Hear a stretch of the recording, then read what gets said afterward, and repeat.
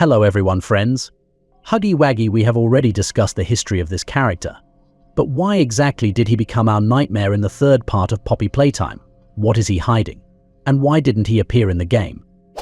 But before that, friends, please do not forget to subscribe to the channel, put likes, and write comments, and we will begin.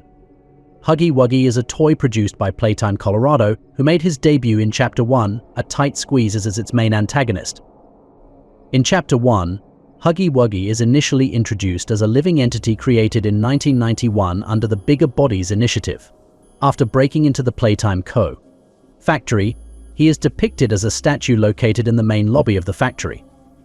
However, once the player restores power to the entire facility, Huggy mysteriously disappears. Throughout the chapter, Huggy makes occasional, brief appearances until he finally reveals himself and starts chasing the player during the intense ventilation chase sequence. Towards the end of the chapter, he is seen plummeting deep into the abyss of the factory. During Chapter 3, Deep Sleep, Huggy Wuggy makes a minor appearance as an antagonist. While trapped in a hallucination caused by Catnap's gas, the player discovers a VHS tape that greets new employees. As the tape plays, the game forcefully compels the player to watch as a distorted, nightmarish version of Huggy emerges from the screen and begins to pursue them. He quickly catches them and jump scares them, causing them to wake up from their nightmare. Experiment 1170, his Bigger Bodies experiment title, was created with obedient qualities, enabling the Playtime Co. staff to train Huggy to serve as a guardian for the factory during guest visits. However, these obedient traits became corrupted as the prototype redirected Huggy's objectives. Before his highly anticipated debut, Huggy, following his training, was required to stand and patiently wait for the arrival of a human presence, specifically the player. Later on during the runtime of Chapter 3, Catnap knocks the player out and puts them through a lucid trance. Using the voice of Poppy, Catnap attempts to dissuade the player from delving further into the Playtime Co. factory. Through Poppy's voice, Catnap poses questions that are answered through vague hallucinations of lively environments prior to the Hour of Joy, showing joyful children running around Home Sweet Home and the playhouse. The sequence makes an attempt to put the player through the lens of the toys, proving the Hour of Joy to be an event in retaliation to Playtime Co. and their Bigger Bodies initiative. Towards the end of the dream sequence, the player finds themselves in a spiraling red cloud with only the presence of Huggy Wuggy. Catnap, speaking through Poppy's voice, questions them, "Do you know what's real?" and then declares, "No, you don't," in a more focused tone than before, ending the echoing. The player is later taken to the main lobby yet again, overrun with the red smoke and its glass dome shattered open.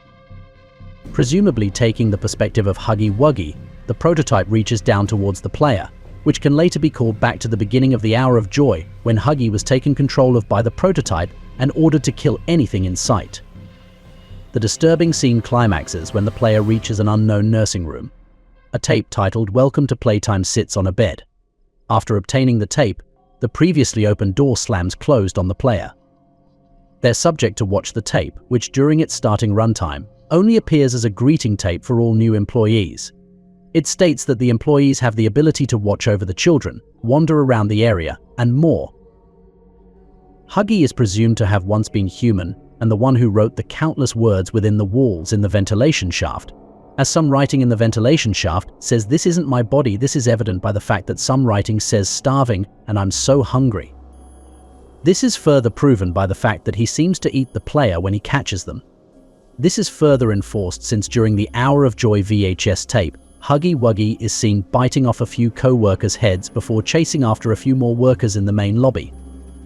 This, however, is contested, as 3 different entities can be depicted talking to the player throughout the ventilation shaft via the conveyor walls, and some of the writing is actually guiding the player through the vents instead of attempting to trick them.